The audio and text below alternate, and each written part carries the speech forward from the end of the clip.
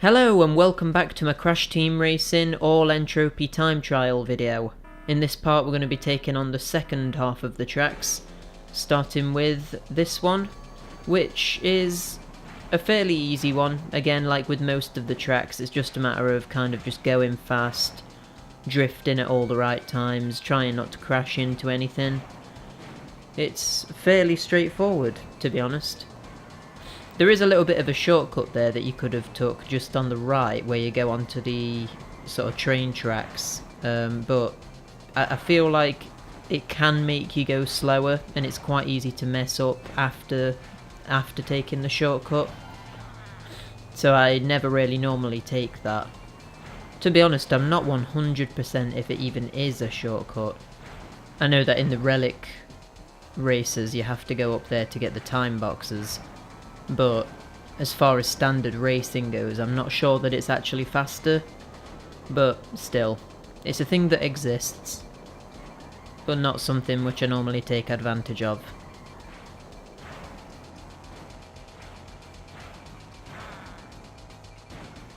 But yeah, this has always been quite a good track in my books. I think I like this track visually, perhaps more than any other track, actually, because it's got like the bits in that tunnel that I just went through with the red lights, and you can see the gears and cogs moving in the background and stuff. I think it's pretty cool. It's a pretty sort of like varied track as well, having like this corkscrew section as well, and just like there's quite a lot of differently sort of laid out areas one after another. There's that whole bit with the water as well. Just pretty interesting overall. A pretty interesting track to race through. 34 seconds in every lap there. I was getting pretty consistent with that. Now we're on to the second sort of snow or ice themed level. Polar Pass. Yeah, another one that I quite like. I quite like all of the tracks in the game, to be honest. There's only a couple that like I'm not really too keen on, and even then I still like them. It's just that I'm not as keen on them. But this is one that I'm I do particularly like this one. I think it's a good track. I think I was saying in my other videos that I don't particularly like this track as much as the other snow one, but I still really do like this. Again, as with every single other track in the game, really the secret here is to just go quick. I mean, ideally you'd want to take that shortcut on every lap, but it can be a little bit difficult to get that consistent, so it's not 100% necessary to take that shortcut for Entropy's times, at least. If you're going for Oxide's times, that's when you need to get consistent with that. My old time was doing quite a lot better. You can see it there in the distance, just jumping around way ahead of me. I must have got the shortcut, and that must be how I got so far ahead on my first attempt. Oh, having said that, I apparently skidded into a seal on my previous attempt there. That's not very good. So I've overtook him. I've always liked how Naughty Dog used to do water in the PS1 era, especially in Crash 3. I feel like they really got water looking particularly good on PS1 with Crash 3. But then again, it did look pretty good in Crash 2 as well, and 1 for that matter. But the jet ski levels in Crash 3, I feel like they're really good because they actually simulate water quite well, which is something that I imagine wasn't very easy on PS1. But yeah, the bits with water in Crash Team Racing, although it's not really like, it's not like a big thing because you never like drive through the water or anything like that, it does look pretty good, just on the surface.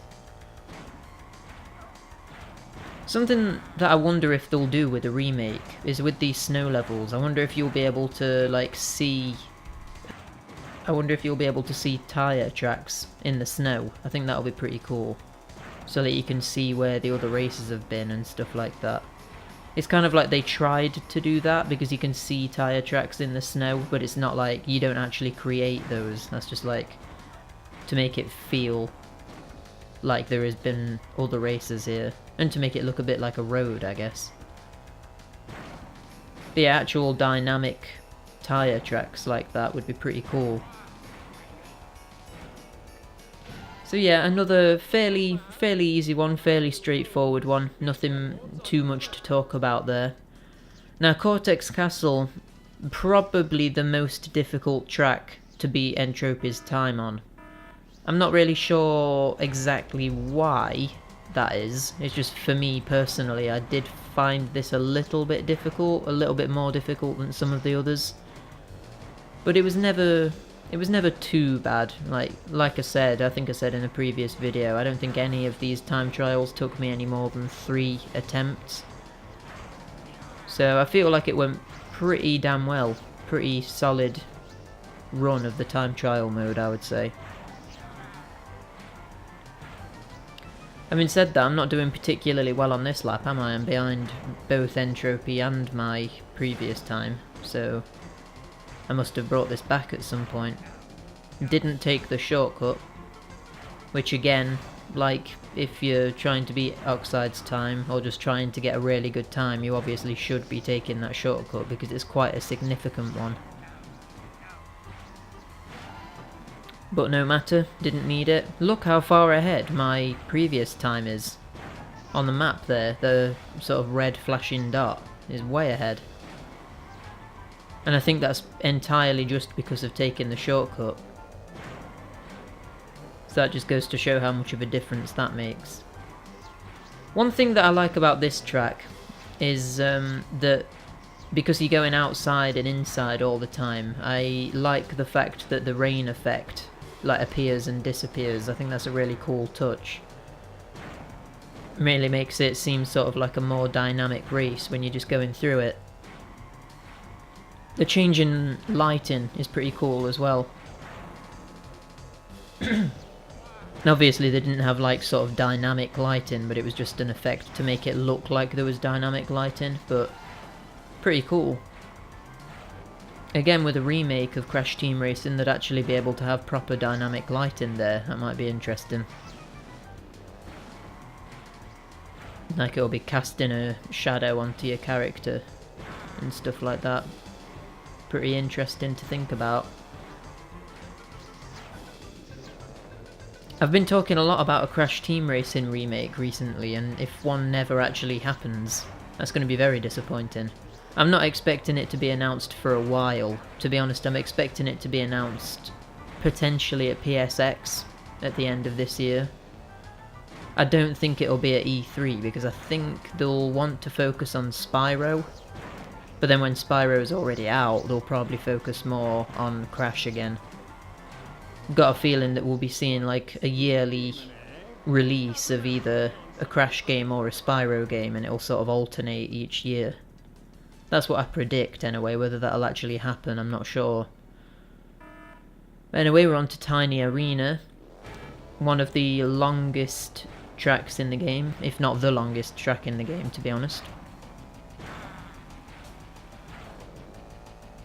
Again, the issue with this is that this track isn't a particularly interesting one to watch, because it's kind of like, there's no real like gimmick to this one. It's kind of just like, it's fairly straightforward. And I was saying, I think in my Relic videos, that it's a bit weird how this track doesn't really have a proper gimmick, and yet it's the longest track in the game. Like, you'd think that the longest track in the game would be the one with most gimmicks to keep it interesting. But I actually think this, along with Coco Park, probably the 2 worst tracks in the game. Well, not the worst tracks in the game, but, well, they are the worst tracks in the game, but what I mean is that they're not bad. It's just that they're the worst out of a good bunch. But it's interesting enough and fun enough for it not to be classified as a bad track overall, in my opinion. It is interesting though, because normally with a kart racer, there is like a set of tracks that I don't particularly like, but with Crash Team Racing, that isn't the case. I actually like every single track. So when I say it's the worst track, it's just me being a bit sort of nitpicky because I don't think it's quite as good.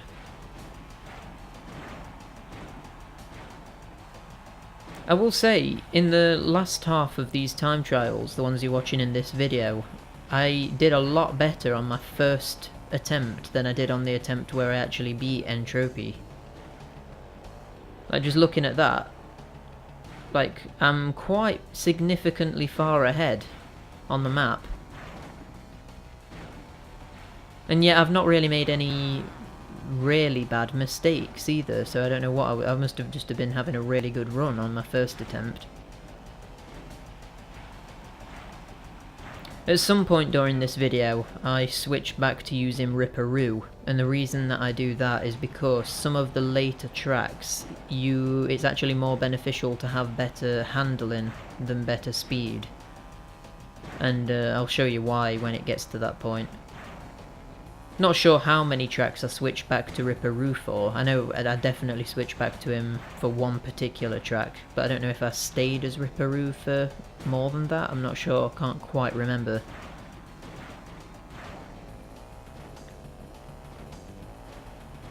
For now though, we're sticking as Dingodile. I wonder if in the remake Dingodile will have his sort of flamethrower pack on his back, or whether they'll keep him like this. Because it is a bit weird seeing Dingodile without that. Like, it's kind of a part of his character. Well, I've always seen it as being a part of his character. I know this was only the second game he was in, so it's not like he had properly got an established character at this point, but it does look a bit odd without his lava pack. His flamethrower, fuel, whatever you want to call it. Don't know why I called it a lava pack. I think it's just because I always imagined that there'd be lava in that tank on his back, and he was kind of shooting lava at you, which is obviously not what it is. It's just a flamethrower, and that's fuel on his back, but that's the way I always saw it. It's a fairly good run. Not the most consistent run of that track. But here we go, Hot Air Skyway. Probably one of the more difficult tracks in the game. In fact, I'm pretty sure when I did this, I didn't actually take the major shortcut at all, because I kept attempting to do it, and I just kept failing it over and over again on the first lap. So for this attempt, I just thought, screw it, I'm just not going to take the shortcut and see if I can beat Tropy anyway. Yeah, like there, you're supposed to go off to the right and hit that bit of smaller road, which gives you a pretty significant advantage, but I just don't do that. Because I just kept falling off. Which is weird, because I swear that normally doesn't happen. I can normally do that shortcut without even thinking about it, but the pressure must have been getting to me.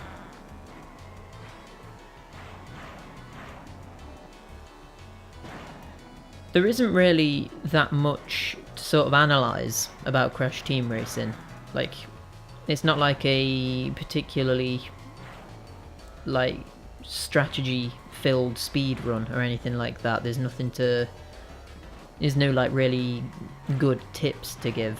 Because it's just a matter of... It's literally just a matter of getting used to the basics of the game, getting used to the track layouts, learning where to position yourself before drifting. And just getting used to the controls as well.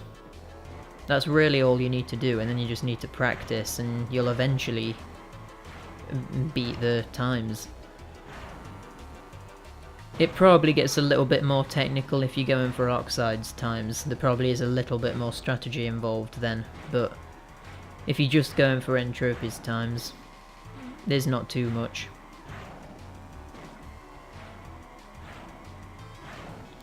One thing I've always liked about this, well, one thing I like about the entire game, but one thing about this track in particular is that I like how the blimps in the background, they have like moving parts, so it doesn't look too static or anything. It kind of keeps that bit of movement in the background to make the world feel alive. I do wonder as well, if they remade it, would the blimps be moving? Because I'm pretty sure that they don't move in the PS1 version. I'm pretty sure there's just the illusion of them moving because the propellers are moving. But it would be interesting, like with this one, when you're driving underneath it, It'd be interesting for that to actually be moving around. I think that would be really cool. Why does Pinstripe have so many blimps anyway? Blimps were like a big part of Crash 1, with the final battle taking place on one, but since then they've not really been a big thing. Then again, in Crash 3 you did shoot down blimps in the plane level, so I guess blimps are still a thing in Crash Bandicoot. Not sure. Strange mode of transportation for Cortex and I assume Pinstripe to be using.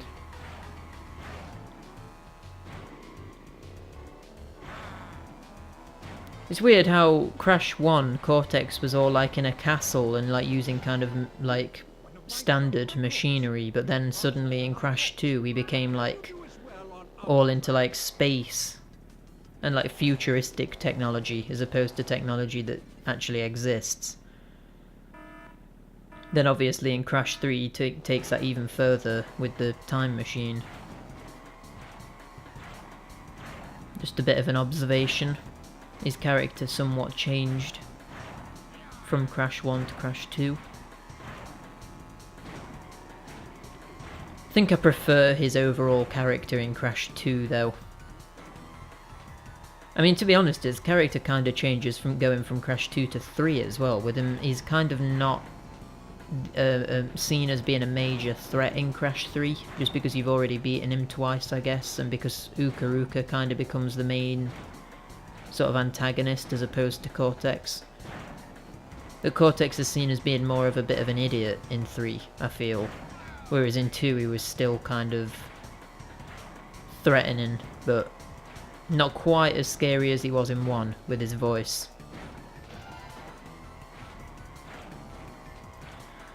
But Engine Labs, again a really well designed track in my opinion. It looks good visually as well, really. With all the green colours it sets itself apart from any of the other tracks. But it's a good track to go fast in as well, which is good for the time trials. Look how far behind Tropy is, like seriously. In some of these races he is ridiculously easy to beat. Like I really do doubt that anybody would really be struggling with this track. Because it's not even like, I'm not doing like particularly well in the race. I'm not going like super fast or anything. And yet I'm still beating him by quite a degree.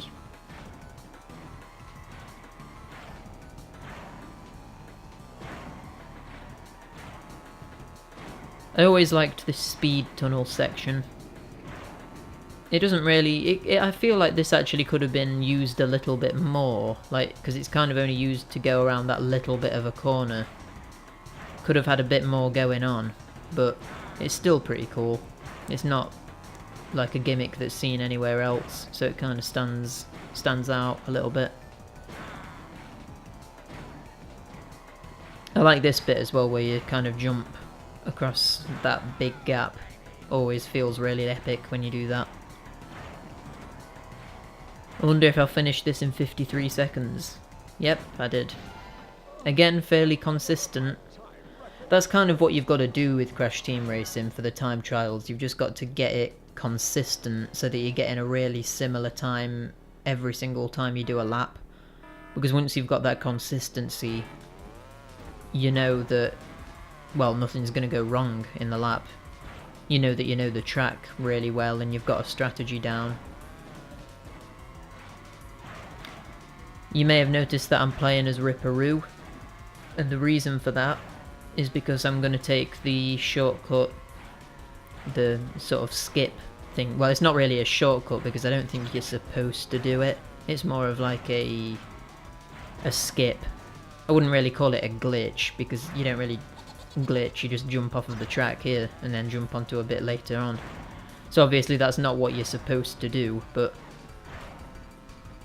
it skips a significant part of the track out. I would say that that probably skips, well, like a quite a lot more than half of the track out, actually. Probably like 60% of the track, if not more, is skipped by doing that. I mean, look at the map, look how far ahead I am of Tropy. It might actually be less than half, you know, actually looking at it, I'm not sure. But either way, it's enough to thrash Tropy's time. Even just doing that one time, like if you could just get lucky and do that one time, you're gonna beat Tropy. It's a shame though, because you skip the low gravity section, and I am a big fan of that bit. I think it's really cool how that's only used in one section, but it just makes the track stand out because of it. But yeah, with Dingo Dial, I couldn't pull that off for some reason, that skip. I don't know if it's just because he was going too fast and I was going like out of the threshold for where it considers you to have fallen off of the track as opposed to still being on the track. I don't know what it was. But every time I landed on the track, Uka would just place me back onto the track as if I had fallen off. So I'm not sure. Just probably one of those things where it's better to be a character that has a lower speed and better handling.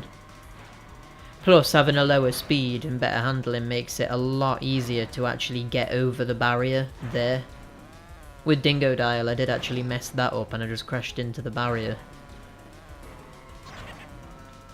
So my recommendation is to definitely use a slower character for that.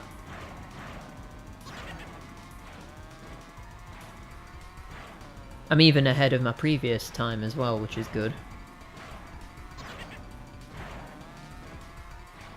Ooh, I got 58 seconds on that last lap as opposed to 59 like on the previous laps, which is pretty good. So now we're on one of the two bonus tracks, Slide Coliseum being the first one and Turbo Track being the second one. So let's see how we do here. Turbo Track is one that I'm a bit more unfamiliar with, because, correct me if I'm wrong, I don't think Turbo Track is in arcade mode. And arcade mode is sort of the mode that I played a lot with friends. So I'm more used to the tracks that are in arcade mode than the tracks that are only in time trial and adventure mode. But Slide Coliseum is featured in arcade mode, so I'm more used to it. Whereas Turbo Track, I tend to make a lot of mistakes. You know, considering this is sort of like a secret track in a way, because you unlock it right at the end of adventure mode, it's a bit sort of basic, isn't it? Like, it doesn't really have anything going on. Like, the whole gimmick here is obviously that the roads are wide and there's a lot of turns, so you're supposed to be constantly drifting, constantly boosting, but it's just, I don't know, I don't really see the appeal that much. It's not a situation where it's a bad track, but it is a little bit of a, it's just not that much of a good reward, is it, for finishing adventure mode, let's face it.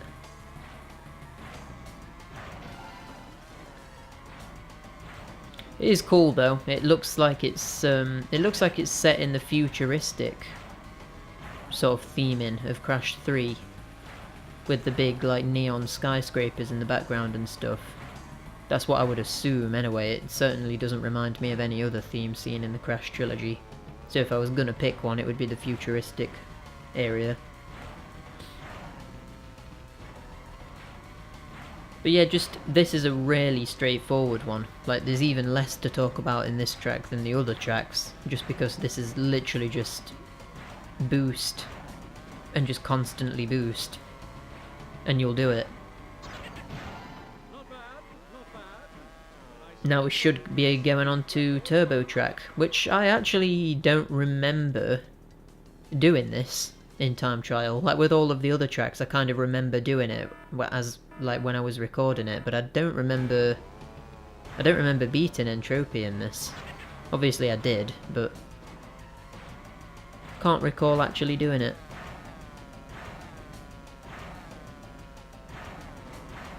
Obviously the main gimmick with this one is that the turbo pads give you a lot more boost than they normally would. But then here you've got to be careful of boosting too quickly, otherwise you'll go straight into a wall, like I did with my previous attempt apparently. The problem then though, if you go slow, it feels like you're going extra slow, because you're so used to hitting the turbo pads and going at an insane speed, that when you do have to slow down for those turns, it feels like you're going at a snail's pace. It's ridiculous. But yeah, this is the last track in the game to talk about, so I hope you've enjoyed watching this series. It's probably not been the best in terms of showing you different tactics to use. That's because I don't really know. I feel like you're watching the gameplay and you can sort of see for yourself what I'm doing. There's no need for me to reiterate what I'm doing, because otherwise I'd basically just be saying you've got to drift and boost all the way through the video. That's all I would be saying. But yeah, hopefully you've enjoyed it. Hopefully it's been entertaining. It was definitely a blast for me to play through. I really enjoyed playing through Crash Team Racing for the review. Such a good game. Like I say in my review, it's my favourite kart racer ever made. So if they do remake it, it'd better be a damn good remake to live up to the original. And it could be. I have faith, because I know that it could be. It's flawed enough that they could make a remake better. But anyway, if you've enjoyed watching this video, give it a like, subscribe if you want to see more content like this in the future, and I will see you in the next video. Bye!